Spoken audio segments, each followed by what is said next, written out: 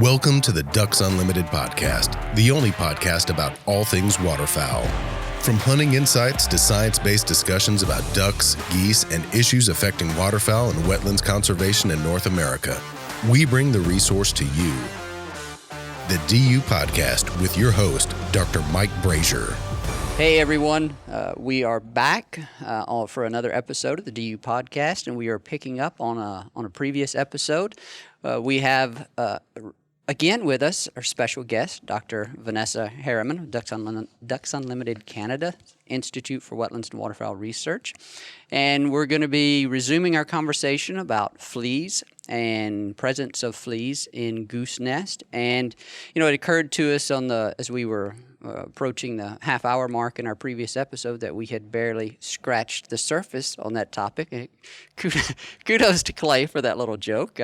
Give him a plug there. And there was a lot more to discuss, and so we wanted to have Vanessa back on to carry us through some of the more interesting aspects of at least from a population management standpoint, aspects of the study. So, Vanessa, thanks for your time again. Welcome back to the show. Great. Thanks, Mike.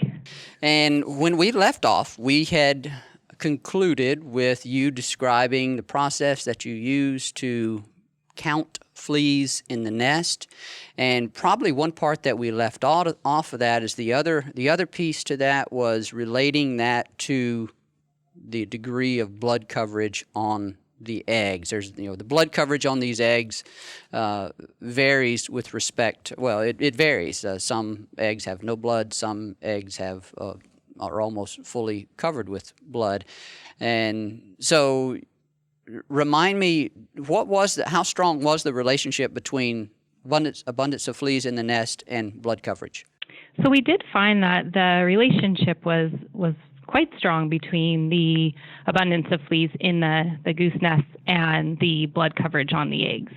Okay. And so with that relationship established, you could then go to go to a whole bunch of nests in this goose colony, of which contained both lesser snow geese and Ross's geese, and you could record data on the degree of blood coverage and then also nest success, right? So carry us through that. What was that part of the study like? Okay, so what we did was, now that we have established this relationship between the proportion of the egg that's covered by blood and the number of fleas in the nest, what we were able to do then is visit thousands of nests, so just under 3,000 nests over 4 years for this specific study, and quickly index the number of fleas or amount of fleas within these nests. And then following up from that, our questions were, what factors actually influenced the number of fleas in the nests? So we really wanted to understand what impacts essentially flea population dynamics. So we looked at a variety of factors, including goose-specific factors, so factors like which species, was it a lesser snow goose or a Ross's goose, and also nest habitat associated factors. And so those included habitat like, is it in birch or rock or kind of heath habitat? And also, was the nest bowl that goose is nesting in, was it an old nest bowl, so one that had actually been built a year before or many, many years before and reused by a goose, or was it a totally new nest bowl? And then another factor that we considered was it an old part of the snow goose and Ross's goose colony, or was it a new part of the colony? So as this colony grew, it expanded around the kind of the perimeter would just get larger and larger, this colony. And so you actually had towards the perimeter of the colony, you would have newer areas of the colony, new areas used by geese, and then at the center of the colony, you had really old areas of the colony, or colonies that had been used for a very long time. And documentation started in about 1966. Wow. And the other really important part of this is, and I think we've mentioned this a couple of times, but I want to reemphasize it here, is that the other piece of information that you collected at each of these nests was whether the nest was successful, whether it hatched. And by successful, it means did it hatch at least one egg? Do I have that right? Absolutely. Okay. Yep. So we would visit the nests during the incubation period, and we would count the number of eggs and record the proportion of the egg that was covered by blood, or average over that entire clutch.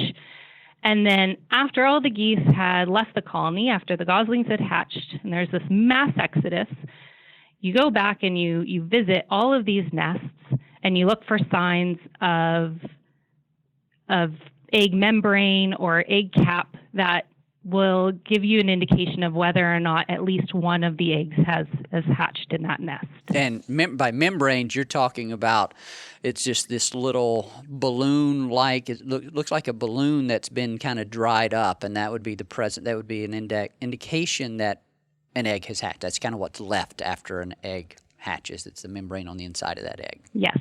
Well, tell us what you found. What did you find with respect to the influence of blood coverage and flea abundance on productivity? Okay, so I guess the first question was, what did we find in terms of flea population ecology?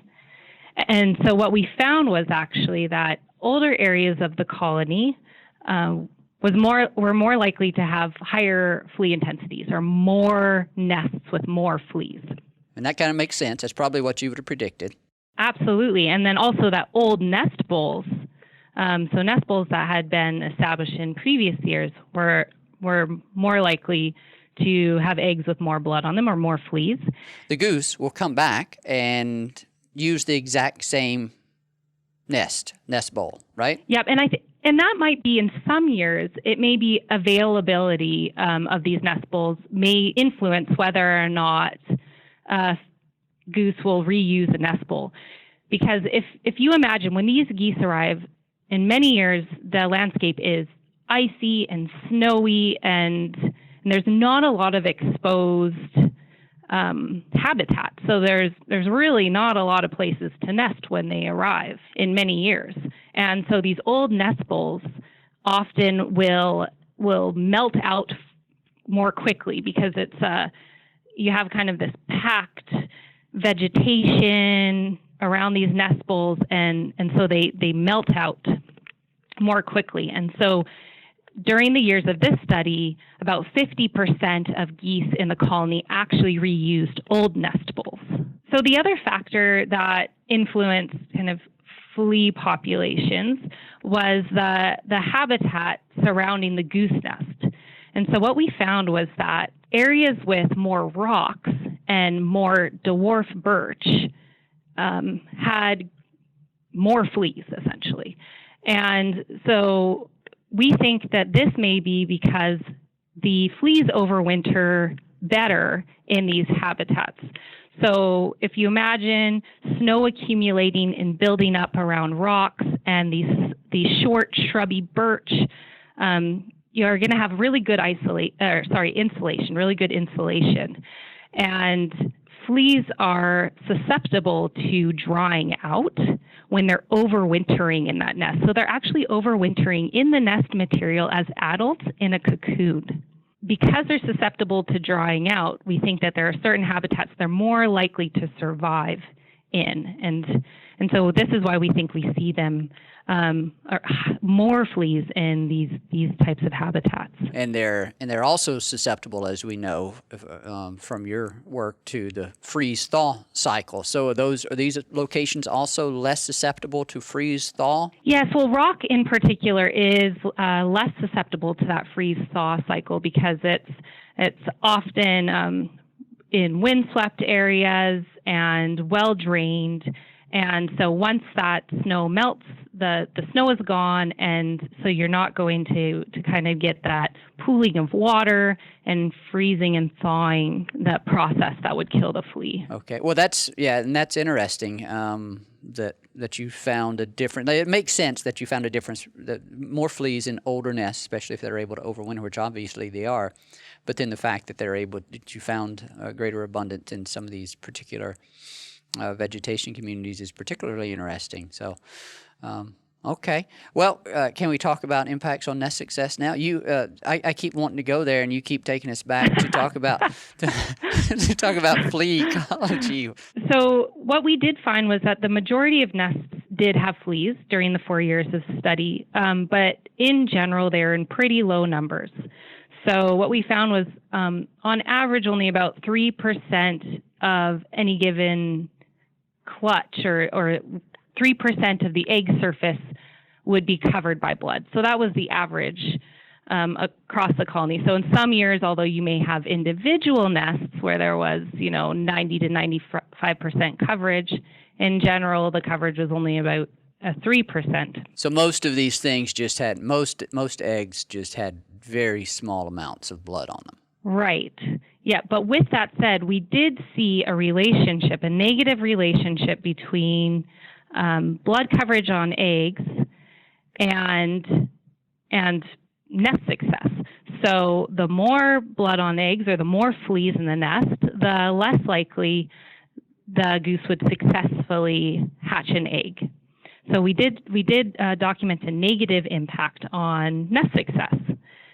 And just for some perspective here, a goose nest nearing 90% blood coverage, so if there's about 90% blood coverage, they're only about 20% likely to successfully hatch an egg, relative to a bird with a nest that averaged 0% blood being about 70 to 80% successful in hatching an egg. That's a pretty big difference. So we did really, yeah.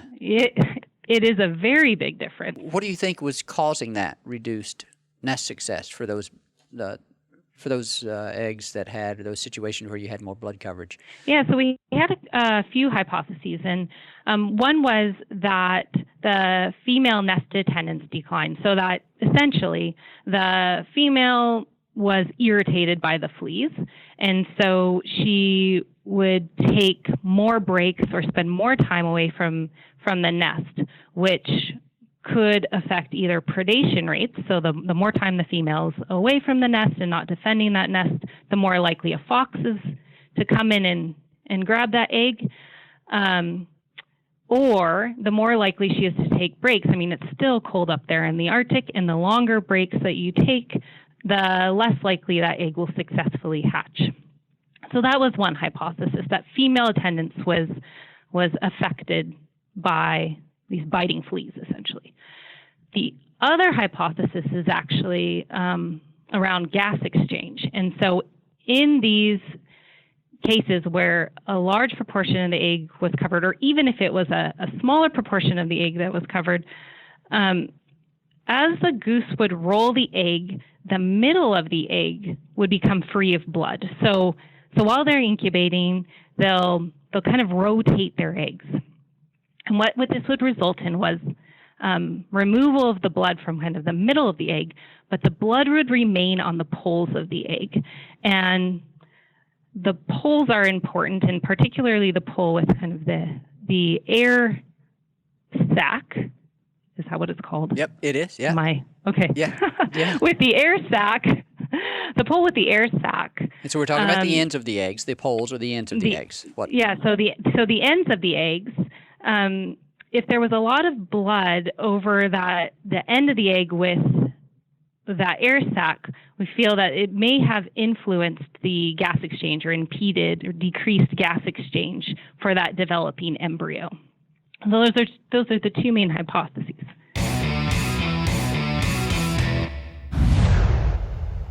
Be the first to know when ducks are on the move. Sign up for DU's waterfowl migration email alerts and receive ongoing in-depth updates on the latest habitat conditions, weather changes, and hunting reports for your flyway. Visit ducks.org/migration alerts.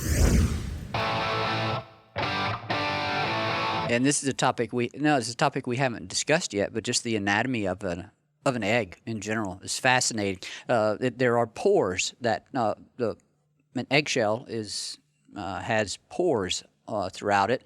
The density of those pores is greater on the ends, and it's through those pores that gas exchange occurs between the outside and the inside, and that gas exchange is critical for that embryo to develop.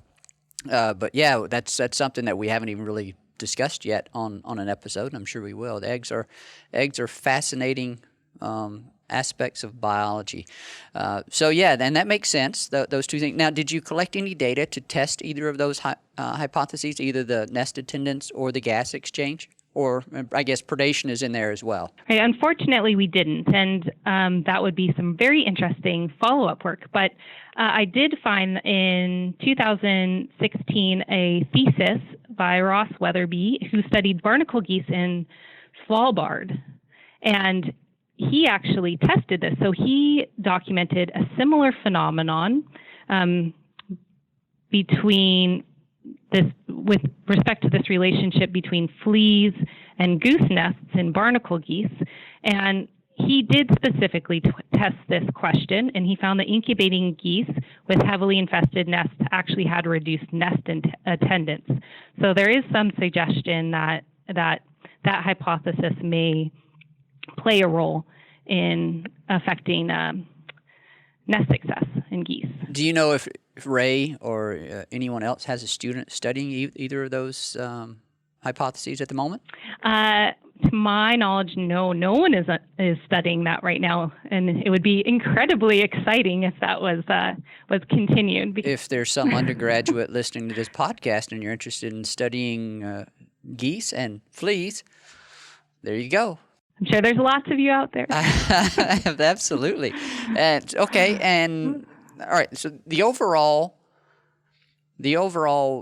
percentage of blood coverage was pretty small, 3%, right?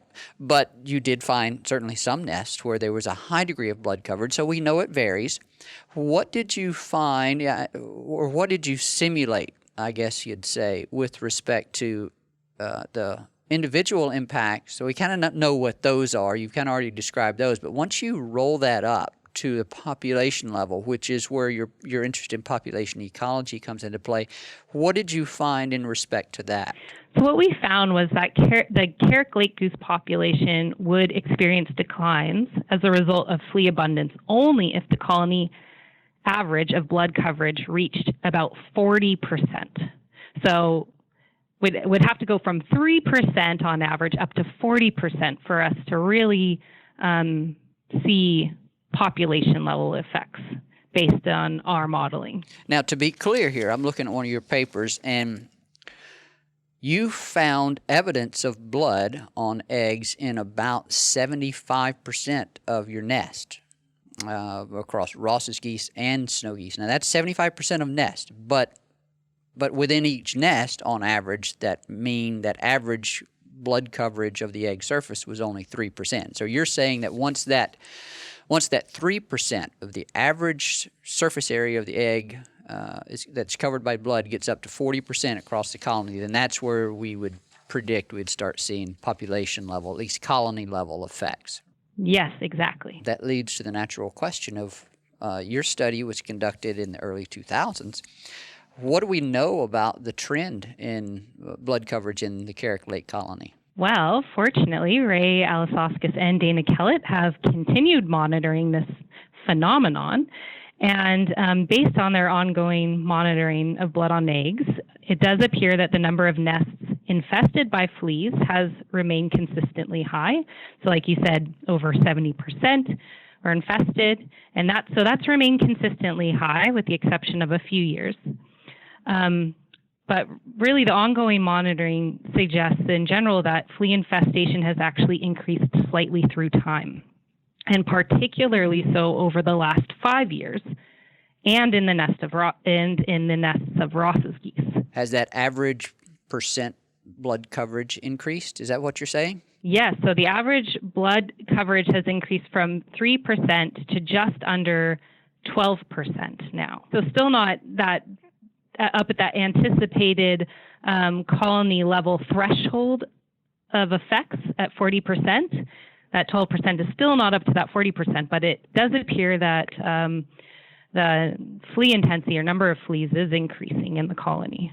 That would be explained by some of the other factors that you've already documented, how flea infestation varies based on the age of the nest and the location, the vegetation community that it's in. And that vegetation community element is important as because of the relationship to warming summers or the warming climate in that area and its effect on vegetation. Did I read that correctly in your article? Absolutely. So as we noted before, there is a positive relationship or more fleas in areas with more birch.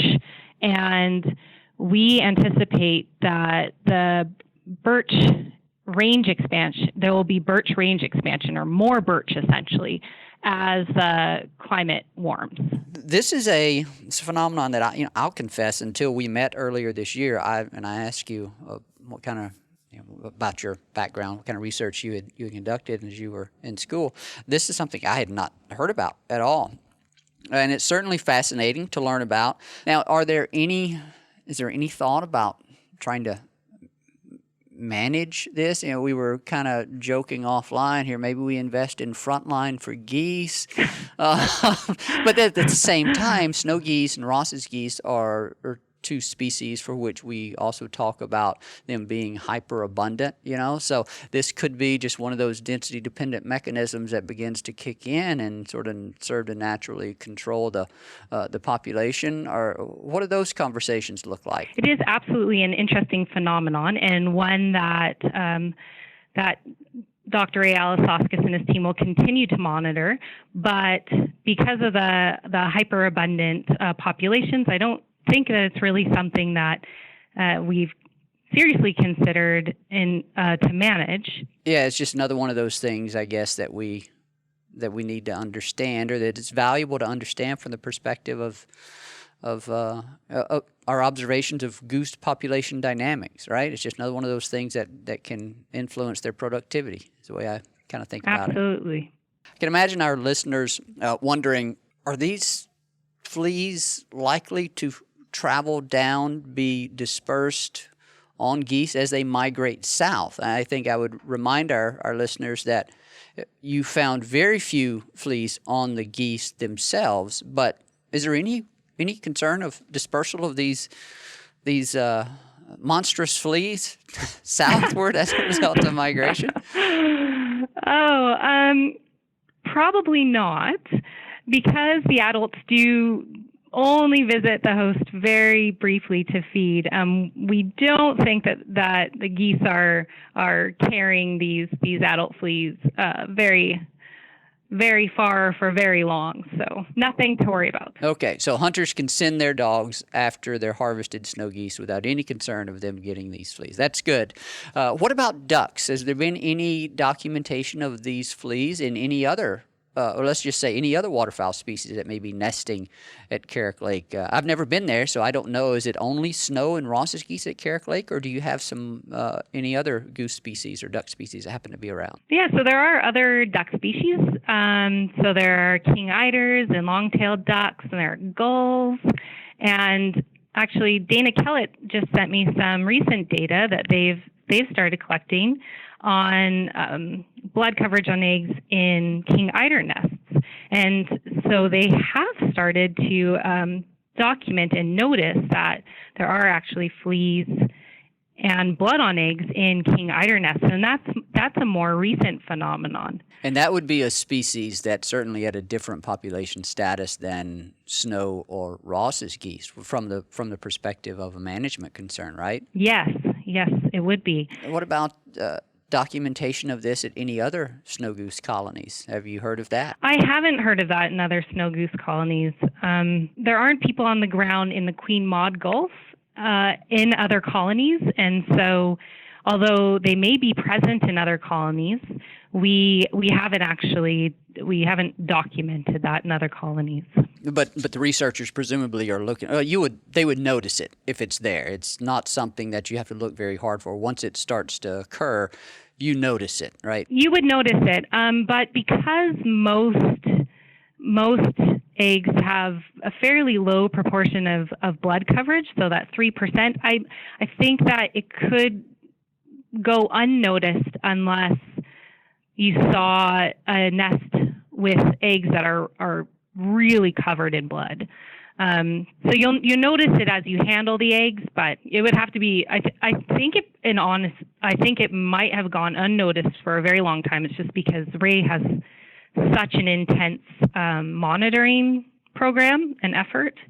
It could be one of the reasons he was able to document it, but I didn't ask the other researchers working in the Arctic. So that's a great point to make. It's just another example of the incredibly valuable information that we get from the long-term studies, such as the ones that Ray and others across the Arctic have established. And so we thank them for that. And I think that's going to wrap it up here, Vanessa, unless you have anything else to add. Thank you so much. Absolutely. Well, and if any of our listeners had an itch to learn more about fleas, I hope we've scratched that itch. And we thank you for your time. And Vanessa, thanks again for joining us, and thanks for sharing your expertise with this. It's been fun.